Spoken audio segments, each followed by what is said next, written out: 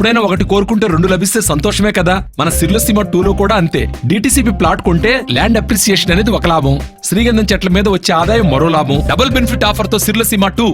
నేను అరెస్టును సందర్భం ఇద్దరు నాయకుల యొక్క స్పందన రావాలి.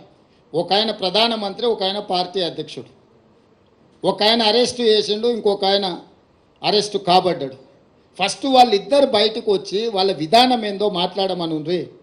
వాళ్ళ విధానాలు మాట్లాడినాక ప్రజలు నిర్ణయిస్తారు వీళ్ళు ఎలాంటి నాటకాలకు తెరలేపిండ్రు, ఈ నాటకాలకు ఏ విధంగా స్వస్తి పలకాలను ప్రజలు నిర్ణయిస్తారు.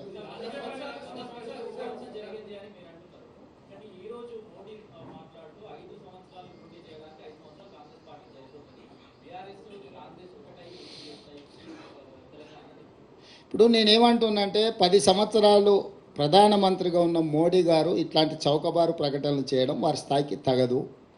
వారు 12-13 సంవత్సరాలు ముఖ్యమంత్రిగా ఉన్నారు, 10 సంవత్సరాలు ప్రధానమంత్రిగా ఉన్నారు. నరేంద్ర మోడీ గారు మోడీ గారి మోడల్ అంటే ప్రజలకు ఏం చేసిండో వివరించి ఈ 10 సంవత్సరాల నా ప్రోగ్రెస్ రిపోర్ట్ ఇది, ఈ ప్రాతిపదికన మాకు ఓట్లు వేయండి అని తెలంగాణను అడగాలి. తెలంగాణ రాష్ట్ర ఏర్పాటుని అవహేళన చేసి కాంగ్రెస్ పార్టీ పార్లమెంటు తలుపులు మూసి నిర్బంధించి తెలంగాణ బిల్లు ఆమోదించి రాష్ట్రాన్ని ఏర్పాటు చేసిండ్రు. తల్లిని చంపి పిల్లను బ్రతికించిండ్రు అని మోడీ గారు మాట్లాడినరు. అంటే తెలంగాణ రాష్ట్ర ఏర్పాటు ప్రక్రియనే అవహేళన చేసి చట్టసభలలో మాట్లాడి రాజ్యసభలో లోక్సభలో తెలంగాణను అవమానించిన మోడీ గారికి తెలంగాణ రాష్ట్రం గురించి మాట్లాడడానికి, తెలంగాణ అనే పదం పలకడానికి కూడా వారికి అర్హత లేదు. ఓట్లు అడగడం చాలా దూరం. ఈరోజు బీజేపీ నాయకులు ఎవరైనా సరే 10 సంవత్సరాల అవినీతి మీద ఎందుకు చర్యలు తీసుకోలేదంటే సమాధానం లేదు. ఈ లిక్కర్ కేసు కూడా ఢిల్లీలో నమోదైన కేసు, ఢిల్లీ ప్రభుత్వానికి వ్యతిరేకంగా నమోదైన కేసు. చాలామందిలో కల్వకుంట్ల కవిత గారు ఒకరు. కానీ తెలంగాణ రాష్ట్ర ప్రభుత్వం 10 సంవత్సరాల నుంచి పాల్పడ్డ అవినీతి మీద ఒక్క కేసు అయినా ఎందుకు నమోదు చేయలేదు? బీజేపీ నాయకులు ఈరోజు సమాధానం చెప్పగలరా?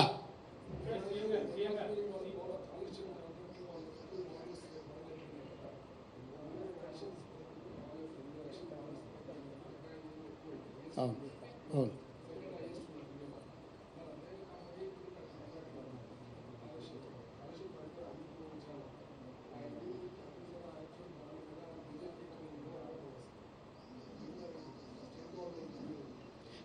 బాండ్స్ ఇచ్చిండ్రని తీసుకున్నారని మీరు చెప్తున్నారు. అధికారికంగా మా దగ్గర సమాచారం లేదు.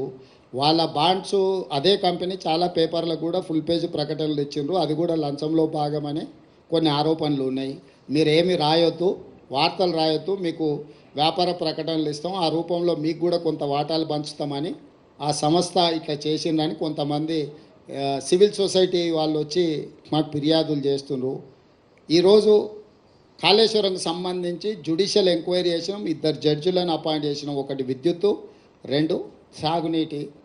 అదేవిధంగా ఎన్డీఎస్ఏ కూడా కంప్లీట్గా అథారిటీ ఇచ్చినాం. సాంకేతికపరమైన నిర్మాణంలో జరిగిన లోపాల మీద నివేదిక రావాలని. ఆ నివేదికలు వచ్చిన తర్వాత ప్రభుత్వం తదుపరి చర్యలు తీసుకుంటుంది. ఈ దేశము పట్టపగలు అర్ధరాత్రి పూట ముంబైలో AK-47 పెట్టి దేశ ప్రజల్ని కాల్చి చంపినా కూడా కసబును కూడా ఉరేయాలంటే ఒక చట్టబద్ధమైన విచారణ చేసిండ్రు. ఈ దేశంలో విచారణ చేయకుండా శిక్షలు విధించే విధానం లేదు. ఎవరైనా అట్లా చేస్తే తప్పిదం అవుతుంది. మేము ఆల్రెడీ ఎవరెవరి మీద ఏం చర్యలు తీసుకుంటున్నాము, ఏం విచారణకు ఆదేశించినాం మీకు వార్తలు వస్తూనే ఉన్నాయి, మీరు చూసే ఉంటారు. ఏదైనా కాంగ్రెస్ పార్టీ మా ప్రభుత్వం కక్షా సాధింపు చర్యలకు పాల్పడదు. అదే సమయంలో అక్రమాలకు పాల్పడిన వాళ్ళని ఎవరిని మినహాయింపు ఇవ్వదు. చట్ట పరిధిలో విచారణ చేసి చర్యలు తీసుకుంటాము.